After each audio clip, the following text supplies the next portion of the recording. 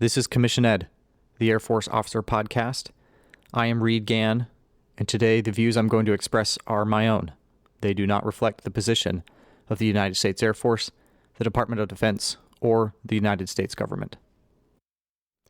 Today on this special episode, I'd like to invite you to indulge me for a little bit as I embark on some personal reflection. Fall. I don't exactly know why, but it has always been my favorite season. For whatever reason, as soon as you get that first morning, when you walk outside, that hint of a chill hits you, especially after what seems like endless hot summer mornings, even thinking about it just puts a smile on my face. And this year has been no different. On a morning run recently, that chill, that smell, that feeling washed over me. I start to get visions of sweaters and scarves, of wool and leather, denim and corduroy, hot drinks on crisp nights, friends, football, and fresh cider. Plans for long weekend drives to view autumn leaves and breaking out my favorite jackets. All of this is even more acute to me right now because of where I'm living. To me, autumn in the northeastern U.S. is special. If anyone or any place is doing fall right, it's this place. I was in the UK for the fall last year, which frankly was a pretty big letdown. So to say that I'm excited for fall is a bit of an understatement. It is with this background that I want to highlight another feeling that recently hit me, more powerfully than normal. You see, something I've learned about myself is that the highs, extreme highs, and lows of my deployment experiences have forever moved my emotional goalposts. It isn't that I don't feel anymore, it's just that it seems to take a lot for me to experience emotions in my day-to-day life. As a result, whenever I do experience a wave of emotion, I pay attention. And an unexpected wave hit me just the other day. I was sitting in my chair, in my family room, mindlessly scrolling, looking at whatever was on my phone, and boom, there it was. A date. Just a simple date. Centered, slightly large, bolded font, so it was easy to pick out on a page. Something had been planned for 11 September 2020, and as I scrolled past, I saw the date, and I had a flood of feelings. As with all experiences of pure emotion, it's really hard to describe. Art, music in particular, exists in order to convey the emotions to an audience that the artist wants them to experience. Well, I am no musician and nor an artist, so the best I can do is use words, which is what brings us together today. It has been 19 years. It is almost impossible for me to believe it was really that long ago. We had recently had an airman join my unit who was born after what we all now refer to as 9/11. To say I was stunned is a bit of an understatement. Then it really hit me. It's been 19 years. And I think about how much that day changed my life and how it continues to impact me. You see, I'm old enough to remember exactly where I was and what I was doing that morning. And now through my Air Force experience, I've worked with people who were in the Pentagon that morning, with people who were first responders in New York. I've worked with people who were on watch and saw Flight 93 slip off the radar before reports of it crashing in a field in Pennsylvania. These are people I've shared meals with, laughed with, cried with, and now they're all retiring. The terrorist attacks of 9/11 defined my generation of airmen, and now I'm not really sure where I fit in, where I belong. As much as I'd like to forget that experience, I feel driven to remember it. I see signs of it everywhere, yet I want to move past it. These competing feelings leaves me with where I find myself thinking about that day so long ago. So I thought perhaps it might be good to share my story, maybe to help me put all of this feeling soup into some context. So it was a little over a month from my 19th birthday. I'd finished high school that previous summer, and I had some big plans. I was heading to Spain for a couple years to serve a religious mission, And in order to help support that effort, I was working to try to make some money and also to frankly pass the time. I wasn't leaving until that December, and I was getting ready for that change. I'd found a job working for a local city in their parks and recreation department. I would mow grass, clean park bathrooms, empty garbages, that sort of thing. I loved it. It was great. I was outside. Pay was pretty good.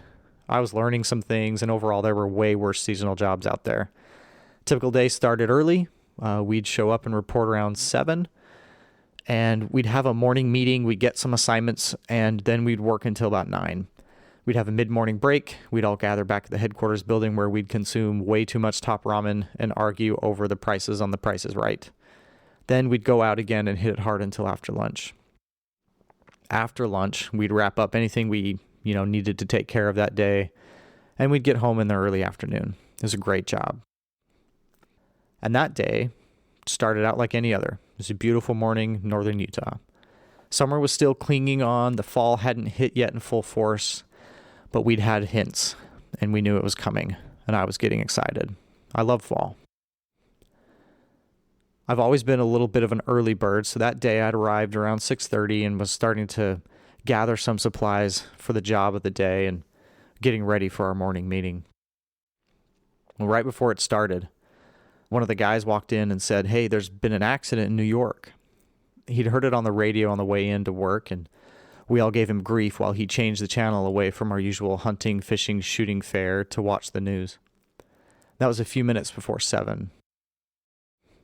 And at 7:03 Mountain Time, we all watched on live TV as Flight 175 hit the South Tower. And we all just sat there. There were about 20 of us. We're grown, capable, patriotic, hardworking Americans, and we just sat there. We really didn't move or do much of anything else for the next couple hours. I'm not even really sure how long we were there. We couldn't believe it. We didn't understand it. We were angry. We were devastated. Most tried to call their loved ones and family. Most couldn't get through because all the phone lines were jammed. Our boss had to call City Hall on the radio to ask for guidance if there was anything we needed to do.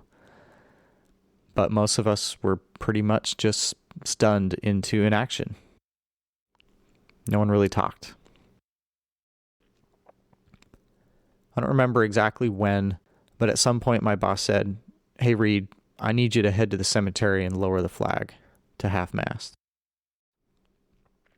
Now, before you get all wound up about protocol and authority and flag etiquette, got it. Understood. You are correct. My boss at the Parks and Rec department did not have the authority to order the flag to half-mast. Did I know that at the time? Admittedly, yeah.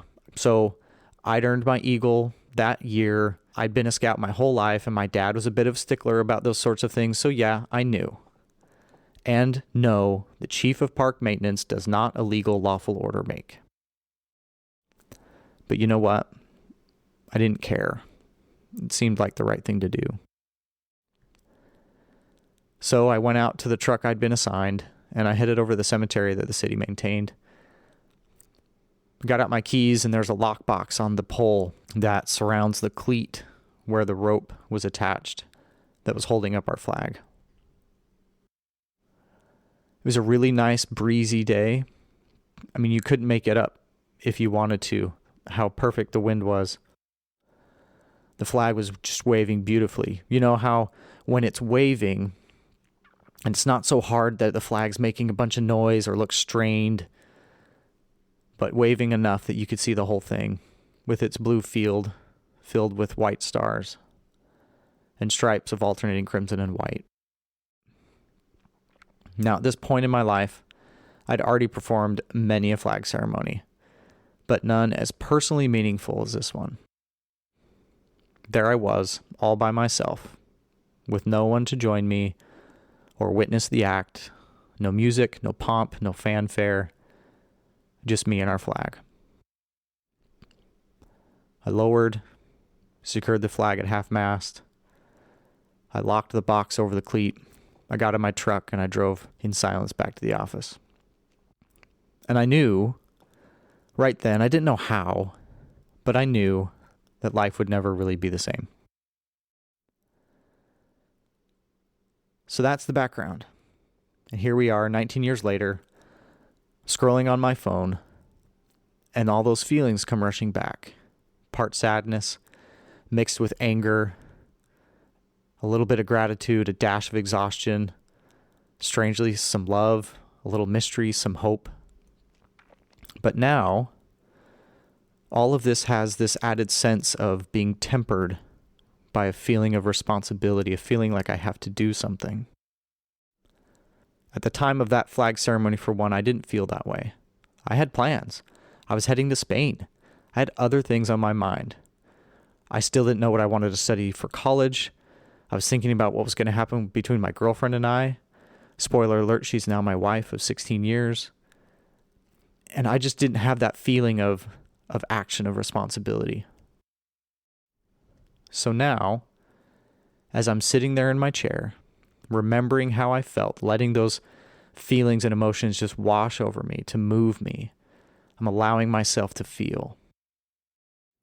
When that feeling came, and this new sense of duty, it was very unexpected.